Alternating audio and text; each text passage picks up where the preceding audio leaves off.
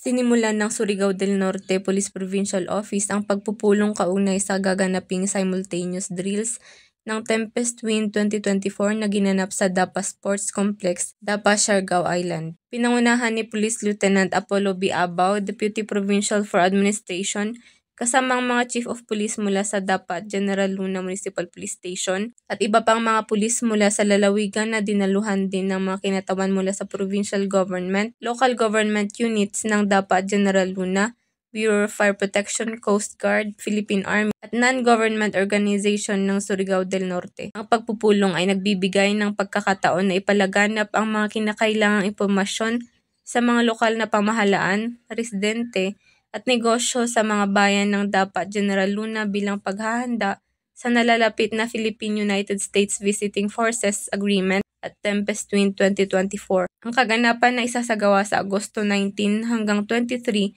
2024 ay dinisenyo upang mapabuti ang koneksyon at palakasin ang pakikipagtulungan sa pagitan ng sandatahang lakas dalawang bansa, partikular na sa pagtugon sa mga banta sa seguridad kabilang ang terorismo at natural na kalamidad. Ang ehersisyo ay karaniwang nagsasangkot ng mga simulation at pagsasanay sa larangan na nakatuon sa pagtugon sa crisis, koordinasyon at mga taktikal na operasyon na tutulong sa lalawigan na makakuha ng kaalaman mula sa ideyang ibinahagi sa mga pagsasanay na ito.